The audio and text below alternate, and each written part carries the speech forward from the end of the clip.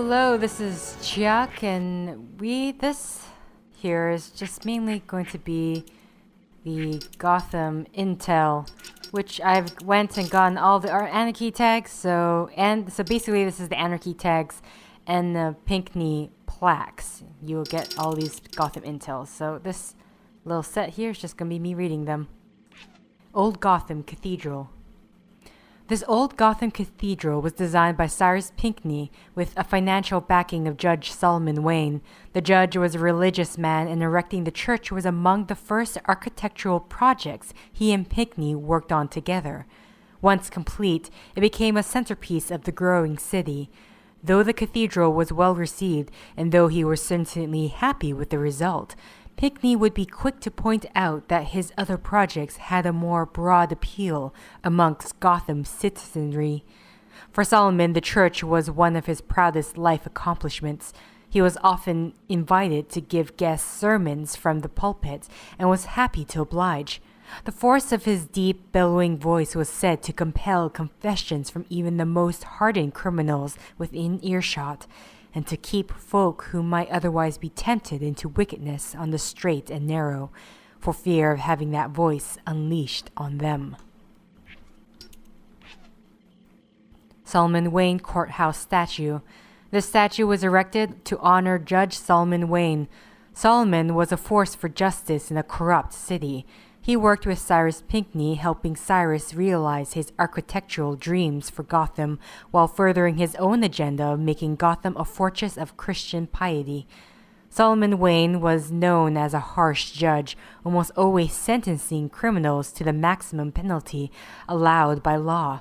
However, with his other hand, he was merciful to the needy and sought to create facilities and programs to help Gotham's less fortunate. These actions made him loved by the Gotham citizens and victims of crime, but equally hated by Gotham's criminals. Pioneer Statue, Jezebel Mall. Scandinavian settlers arrived on these islands in the mid-1600s and labored through harsh winters to build the foundations of Gotham City. There are many tales about what these settlers endured, from encounters with mystical beings to fights over Native American burial grounds. Much of Gotham's early history has been garnered through folklore passed down orally during these first trying years. Eventually, the British took over the settlement. While Cyrus Pinkney and Solomon Wayne sought to construct a Gotham that was a fortress against evil and corruption, Cyrus also drew upon the story of these pioneers who persevered against all manner of hardships and stayed true to their vision of making a life for themselves in the new world. Solomon saw their plight as an allegory for his own religious experience. Gotham Rail. From a business perspective, construction of the rail yard was one of Henry Cobblepot's smartest projects. Nearly all goods flowing into or out of Gotham by sea went through the yard. Control of the yard was one of the main reasons for Cobblepot's economic success. Cyrus resisted this project in favor for other more artistic and civic structures, but Cobblepot insisted that as the industrial heart of Gotham, the rail yard was one of supreme importance. He refused his financial backing of other projects until Cyrus and Solomon finally agreed to his terms. The rail yard still sees plenty of port traffic, but accusations of corruption abound and most consider the yard a dangerous place frequented by gangsters and other unsavory elements. The yard was recently purchased by Amertech, a global shipping and logistics firm. Jezebel Theater. Whereas opera was for the elite, theater was for the common man. A common man himself, Cyrus built the Jezebel Theater as a center for the entertainment of the masses. While always a popular spot, the theater has seen its share of troubled times, particularly during the Depression. To make ends meet, the owners sold their rooftop space to GCR Company for one of their radio tower installations. People of Gotham consider the tower an eyesore and say that Cyrus Pinkney is rolling in his grave. Cyrus might take solace that people are at least enjoying his theater over a century after its construction. Pioneers Bridge. When Solomon Wayne proposed building a bridge off the southern end of the island, even Cyrus was shocked. At the time, there were few settlements south of the city, save for Wayne Manor, which was still under construction. City council called it a bridge to nowhere, and yet Solomon persisted and used his considerable influence to get the permits he required. The concept of building this bridge was so ludicrous, even Solomon's arch-rival, Henry Cobblepot, gave it his approval. Cyrus convinced Solomon to make this bridge a historic monument to the Scandinavian pioneers who first founded the city, and adorned the bridge with massive statues depicting the hardship those first settlers endured in this new world. In the end, Solomon's vision was validated as the bridge made new land accessible and business thrived in the south end of town. New Gotham saw rapid growth, became the new home of the Gotham rail yards, and soon became the industrial and financial heart of the thriving city. Cyrus Pinkney School of the Arts. A city is like an organism, constantly evolving. There was once a building here, a school for the arts. While Solomon Wayne was a practical man concerned with reading, writing, and arithmetic, Cyrus recognized that these practical skills became most useful when applied to creative expression. And so his school was built to teach children the power of their imagination. There are some strange tales of the odd projects that came from students at the school, including one where a student project went horribly wrong. There was a fire, and several students died or were badly burned. Some blamed the student, some blamed the instructors. Regardless of where the blame lay, Henry Cobblepot used the tragedy to have the school shut down after Cyrus Pinkney's death. Cobblepot then bulldozed the site and built apartment housings. Crypt of Cyrus Pinkney. Cyrus Pinkney, January 12, 1815, January 11, 1855. Here lies Cyrus Pinkney, the visionary architect who raised this fair city from its humble origins into greatness. Who knows to what greater feats he could have accomplished had he not perished at the peak of his talent. Gotham and the world are made poorer by his untimely demise. The people of Gotham honor our favored son with this monument to his work, and offer the thanks of a grateful city.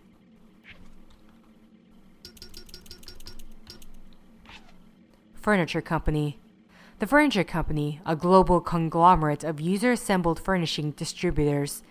Globalization means the people must compete for wages with all markets, including those that force children to labor. And the right-wing pundits wonder why we're not competitive, why the middle class is evaporating.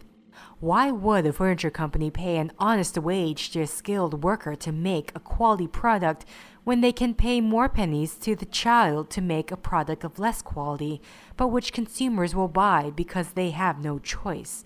Yes, disposable furniture from disposable people, and you can throw them both away for a new model every few years. That's business. Wayne Enterprises. The Waynes. Gotham royalty and their sole surviving prince, Bruce Wayne. Born into advantage for generations, this family has tried to blind us with generosity. But their generosity does not mask their extreme guilt from pillaging this city in years past. How does one family get so rich? On the back of the worker. Perhaps there wouldn't be so many orphans if the Waynes paid their workers fairly for their labor, and they could save on all their donations to orphanages. Did Bruce Wayne invent these products? Did he sweat on the assembly line to create them? No.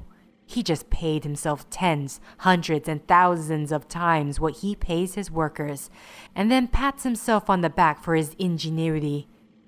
Charity simply allows him to feel good about himself, makes him feel like he's helping those poor souls who can't fend for themselves while he sips his champagne and eats his foie gras. If only he paid them fairly, they wouldn't need his charity. Perhaps Mr. Wayne should read a little of Abraham Lincoln. Labor is prior to and independent of capital. Capital is only the fruit of labor, and could never have existed if labor had not first existed. Labor is the superior of capital and deserves much the higher consideration. Soda Cola. A refreshing beverage? Oh yes, and don't forget to wash it down with obesity and diabetes. This corporation ran advertisements in the 70s that read, "If sugar makes you fat, then why are so many kids thin?" Believe it. They promoted the natural goodness of sugar that gives the consumer a sense of satisfaction and well-being.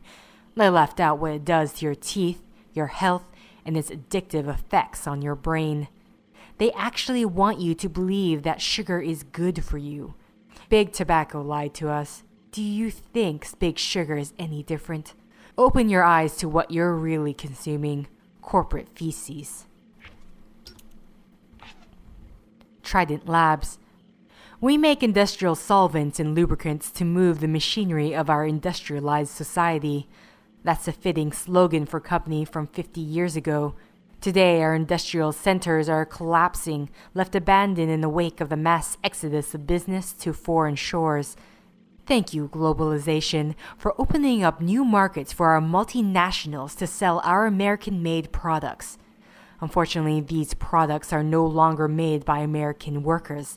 The American workers are laid off from their jobs, laden with debt, and then made homeless when the bankers foreclose on the homes they can no longer afford. And how are they rewarded? They are called lazy, delinquent, moochers by the people who have sent their jobs overseas. When we come for them, they will run for those same shores to escape our wrath. But like the multinational corporation, the workers knows no border, for we are everywhere. Lacy Towers. Voltaire says that the comforts of the rich depends on an abundance of the poor. If that's true, then the residents of Lacy Towers are very, very comfortable. It's the home of Fasco capitalists and criminals. Most of these suites are empty. Do you know why? Because their owners live in mansions all over this country. They keep these condos for friends, for entertainment, for a place to stay on the odd times they visit our fair city. They are people in the alleys around the building that sleep in paper boxes, and these bourgeoisie bastards can afford to spend millions on luxury condos that they don't even need. What have they done that is so deserving of this affluence, that they may live in such sick opulence, while those of us who slave under them must beg for their charity to feed ourselves? We will tear them down while they scream of their superiority. GCPD New Gotham Precinct. Corporate interests run our government, and their enforcers live here. These men and women are workers, sworn to protect the weak and innocent. And yet, when we stand against oppression, corruption, when we peacefully speak out against corporations bulldozing our commons, illegally searching us without cause, they answer us with riot gear, with shields, batons, and tear gas. When peaceful protest is met with violence, we will match their violence tenfold, and these traitors to the democracy and freedom, these tramplers of the rights of our forefathers fought and died for, these automatons of the corrupt state will finally have their eyes opened to the truth. Gotham City Royal Hotel. This hotel serves as a playground for our corporate masters, where a one-night stay costs more than the average worker brings home in a month. They must feel like if they raise themselves up high enough, they will escape our anger. Or perhaps they think that the stench of the street will not reach them in their lofty rooms. They look down on us, but we will rise up and tear them down. In this den of iniquity, the elites have been caught in sex, drug, and racketeering scandals. Over the hotel's history, no fewer than 17 city councilors, 3 mayors, 8 senators, and a governor have been caught in some kind of criminal activity. But you won't hear about this in the daily because the elite have servants, bribed to cover up scandals and dump bodies, and you wonder why the royal tolerates all that mob activity. The man on the street caught with illicit narcotics goes away for 5, 10, 20 years. But the city councilor caught with 2 dead strippers gets a rigged election. Well, that makes him mayor. And the 2 girls? They get a burial at sea and their names wiped from history. We can't bring those girls back, but we can send them some company. Hamilton Hill. Our dutiful mayor Hamilton Hill made his money in insurance. That is, by making promises to pay people when they were in need and then making excuses not to pay them at all. And yet he is not branded a thief, a fraudster. No, he's elected mayor. Now he's free to raid our city coffers to pay for whatever projects his masters deem worthy. Masters like Rupert Thorne. And he thinks the people are not watching? We know what he did with those 2 girls at the Gotham Royale, and we will bring it into the light for all to see.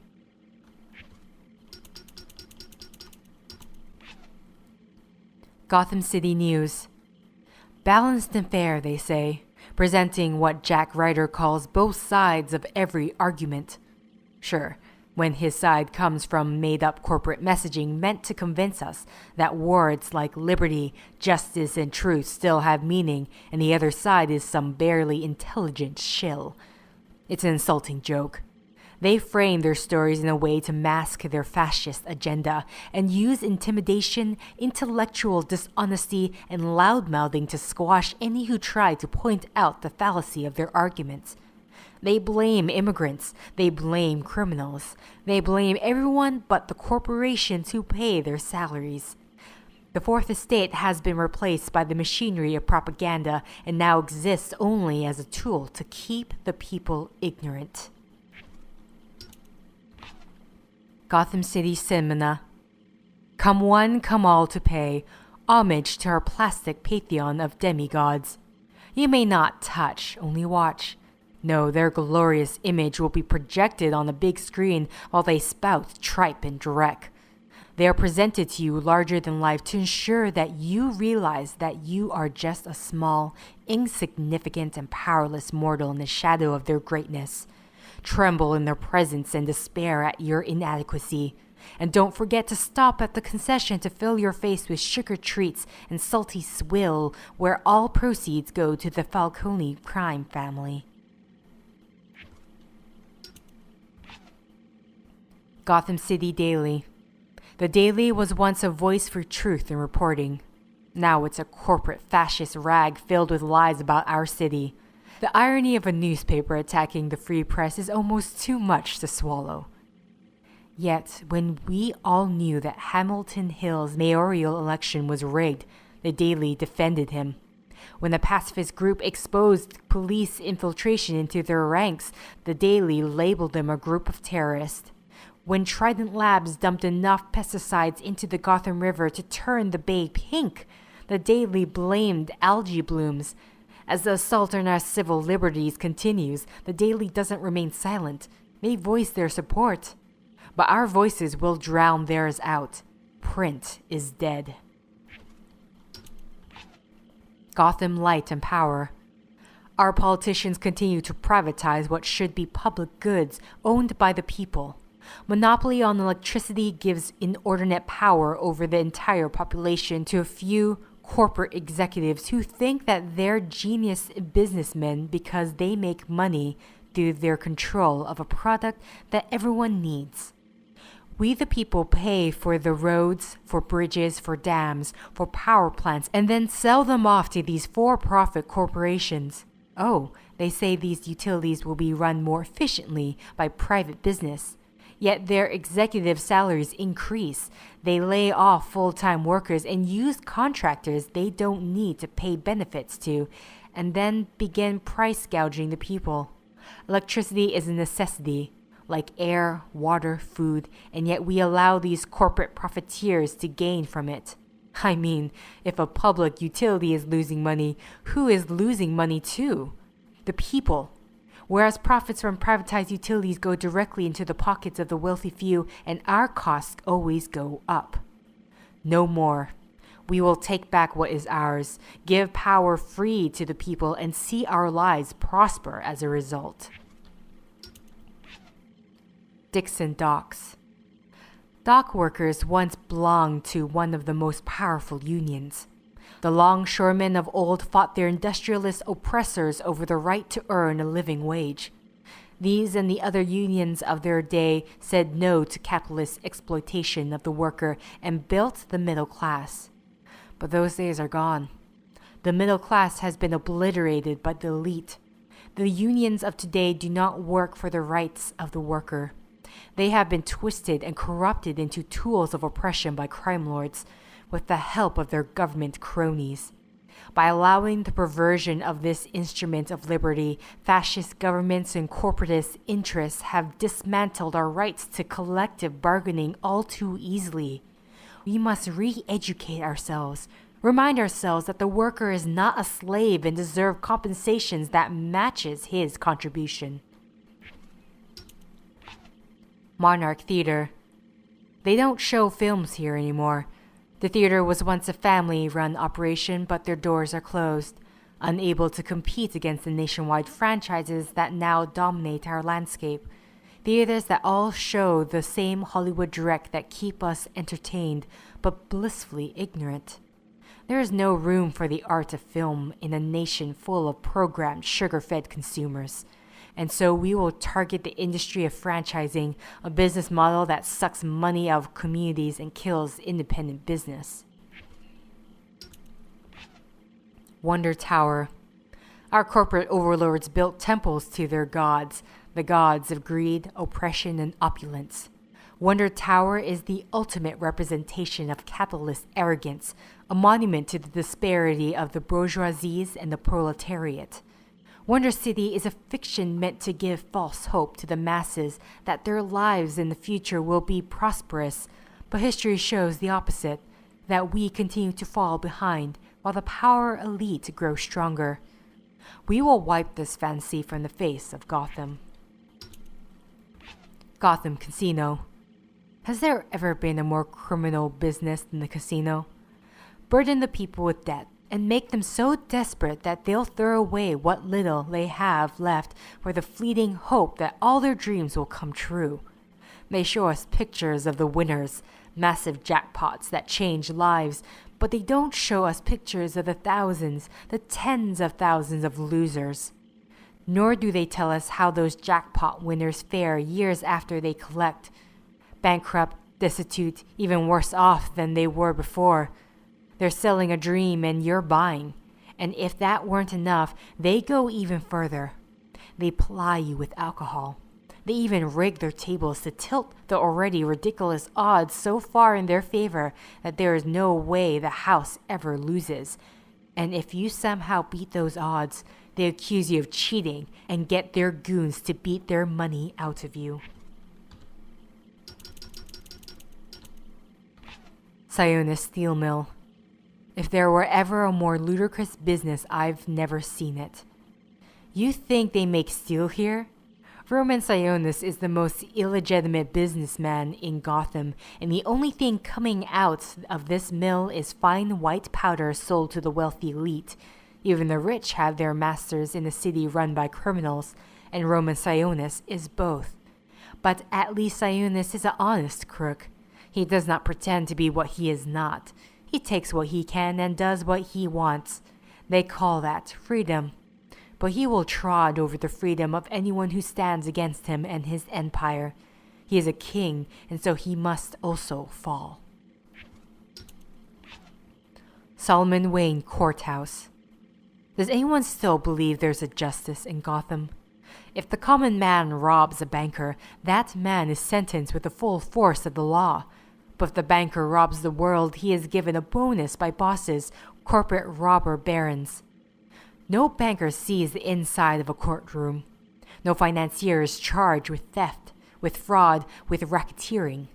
The law does not apply to the elite. Even murderers and rapists who are somehow brought before the court are only put away if the criminal overlords want it to happen. Judges are bought. Juries are bribed and intimidated. This system needs a purge. Gotham Merchants Bank. In the past, if you had no talent, no ambition, and no skills, there were only one job you could do. you could become a banker. But then our banks were deregulated, lessons learned from the Great Depression were forgotten, and the banks were allowed to gamble with the money of pensioners. And the banks lost. They lost it all. But were the banks punished? Sent to prison? No, not one. Were they fired? No. They were given bonuses. Were they forced to shut their doors? No. They were bailed out by corporate governments using money from the very pensioners whose money they lost. They borrowed against our future and gave the money to the bankers. And now they ask that we brace austerity because our country is so far in debt. And the bankers? They are not smug in the knowledge that they defrauded the world. They are not celebrating their victory over the middle class. No, they are so blinded by the broken and corrupt system that they don't even think they've done anything wrong.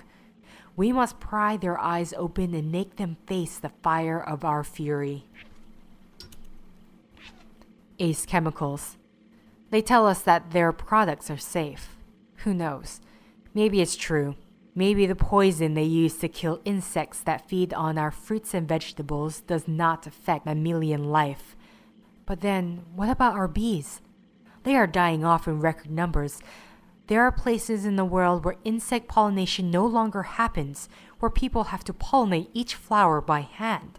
This corporation is reaping short-term profits at the expense of the people being able to eat an apple or an orange in the future.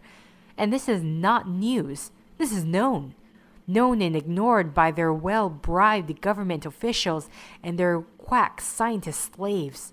If they maintain that their product is safe, then I say we feed it to them.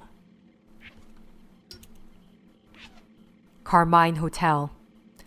When they don't want to do their deals in the light of the day, the power brokers of Gotham come here.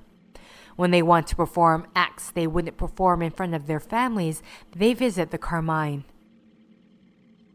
The rats and roaches are witnesses to all manner of sick crimes, not to mention the backroom deals that have parceled up the city to corrupt officials and crime lords.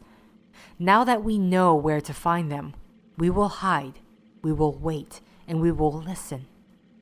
And then we will throw back the curtains and shine the light on their sordid business and expose them to our rage. Armatech Industries. Guns and ammunition, weapons of war are their ultimate luxury good. When you fire a gun, you literally burn your money in a small explosion that sends a metal projectile down the gun barrel at high velocity. Is there anything more frivolous? There is no more heavily subsidized industry in the world, but they don't just use our money to make weapons. No, they use our tax money to lobby and bribe politicians, the very politicians who gave it to them so they can get even more. We don't require the rights to bear arms, we only require the will to use them. Mendo soap. Sounds innocent, doesn't it?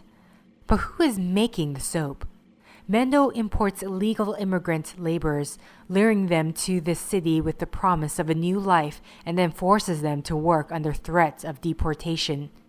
We should not begrudge these innocents of making a living.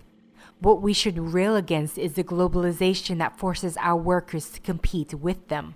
The superpower corporations who have seen all of our cross-border trade protections removed so that they might pillage foreign countries.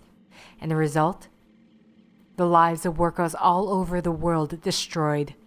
We welcome these brother workers, for they shall swell our ranks. Cale Anderson. When was the last time any pharmaceutical company announced a cure? They don't search for cures anymore. Cures are bad for business. If you cure someone, you can only have them as a consumer once. But if you manage their condition, well, then you have a consumer for life. For-profit pharmaceutical research will never cure the diseases of our time. They prey on your compassion and your guilt and use it for their own gain. Stop funding them. Stop giving them our tax dollars. Take their research and give it back to the people who will use it for the common good.